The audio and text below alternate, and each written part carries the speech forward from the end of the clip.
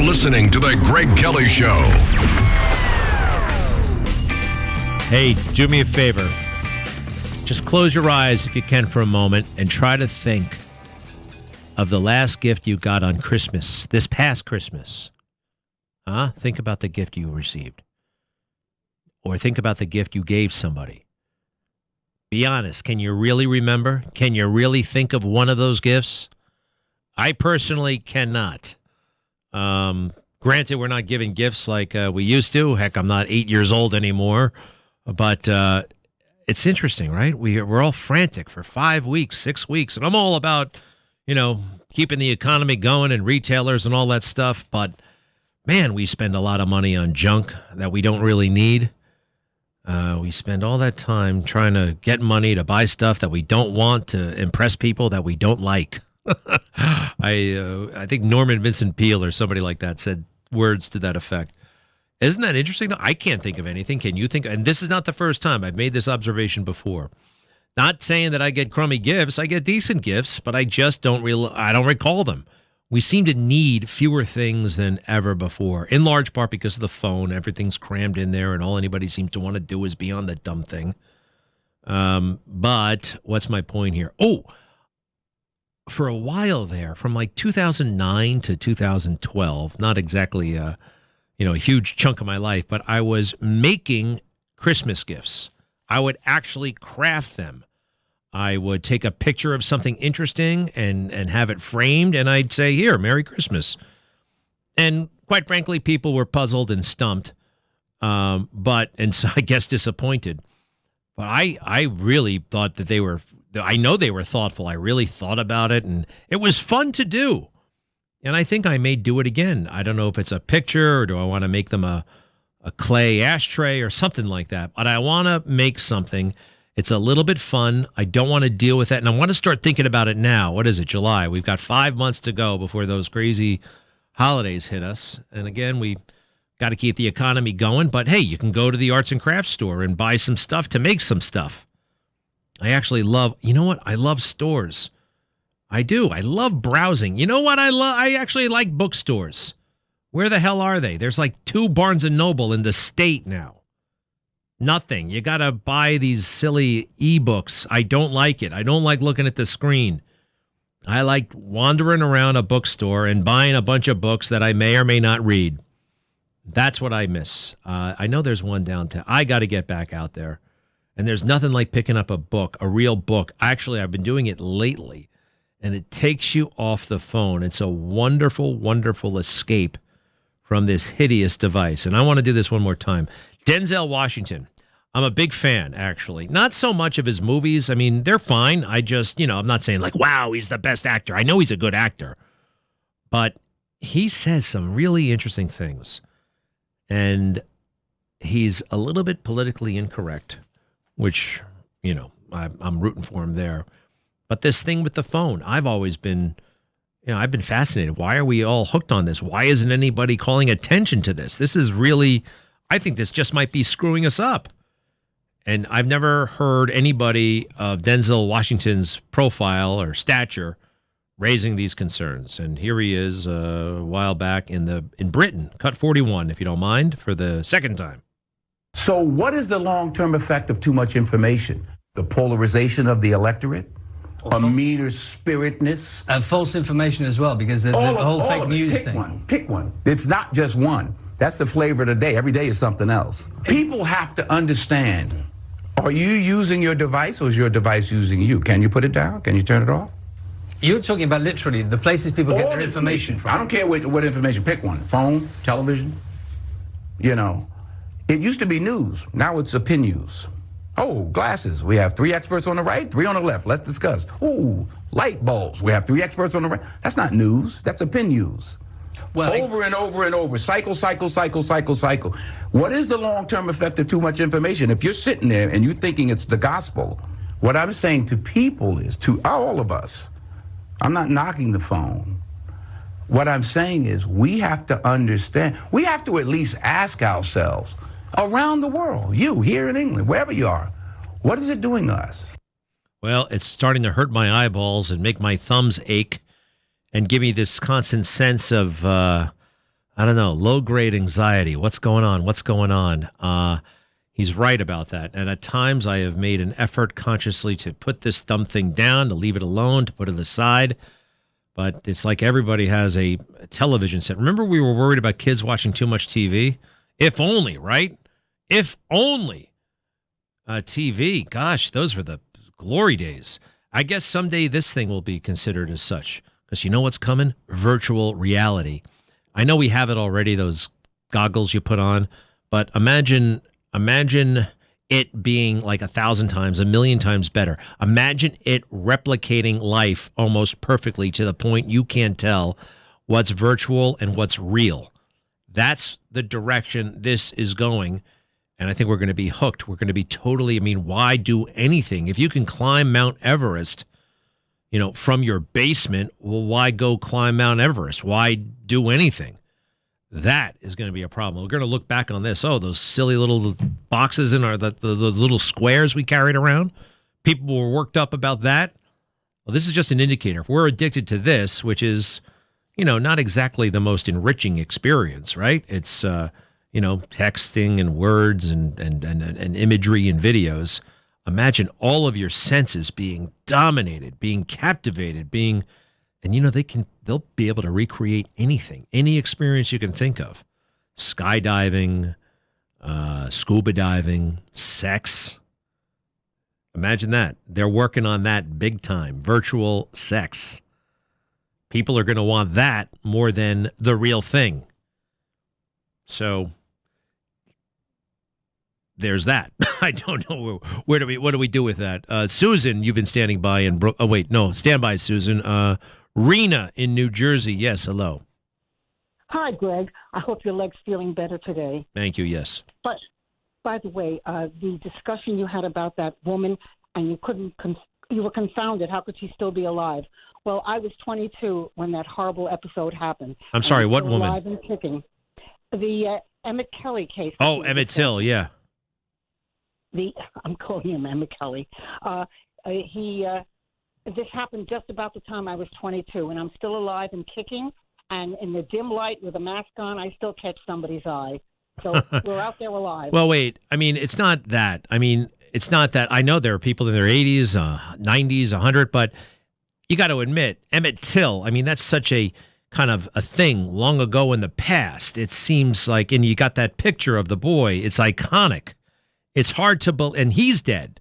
So you figure that the woman he whistled at probably, and I didn't know exactly what year it happened in. I knew it was in the 50s.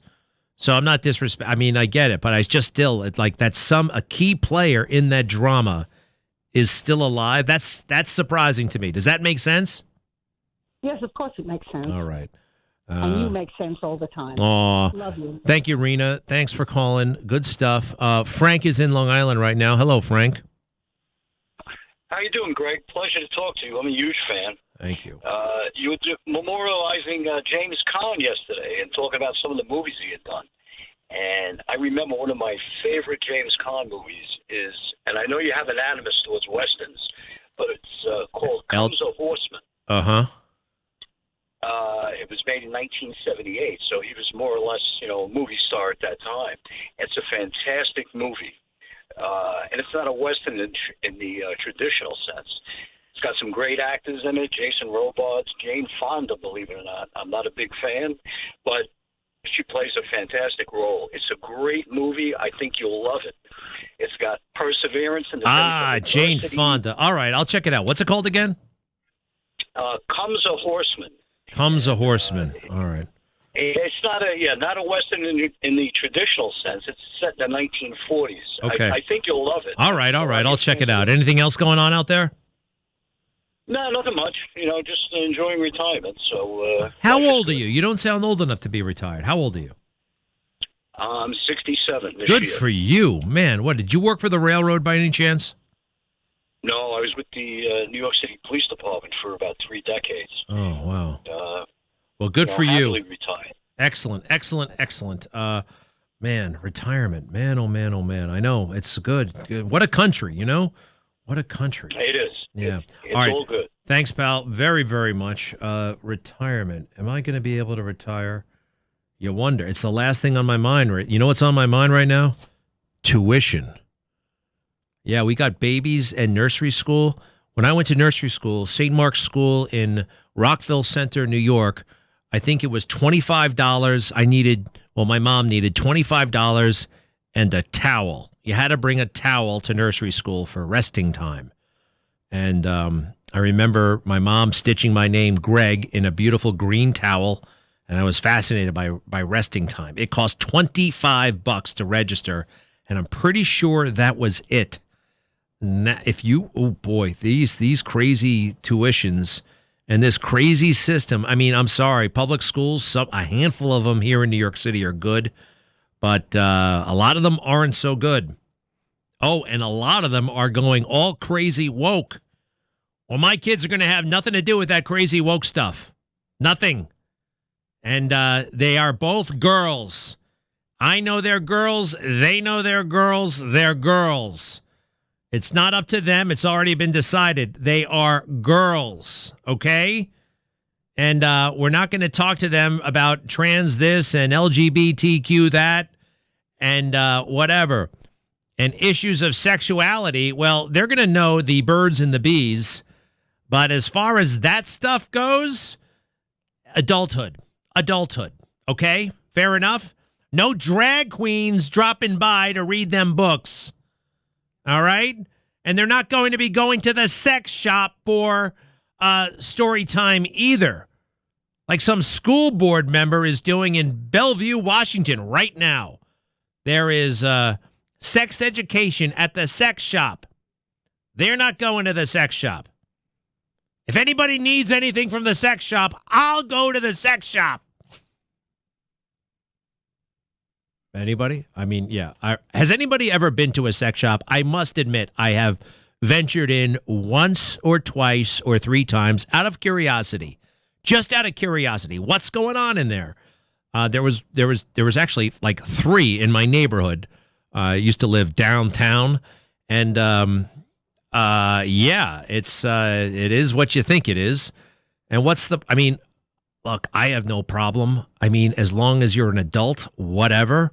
Although we can have a talk about that, because all that stuff that you think is so important, that I used to think was so important about me, it turns out it's not important. When did it become such a thing that we are defined by sexuality, that everything about who we want to hook up with, that's the most important thing?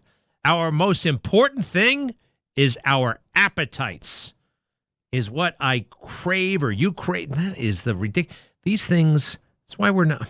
I know people don't like to say it, or hear it, but we're the only creatures on earth who can decide these things.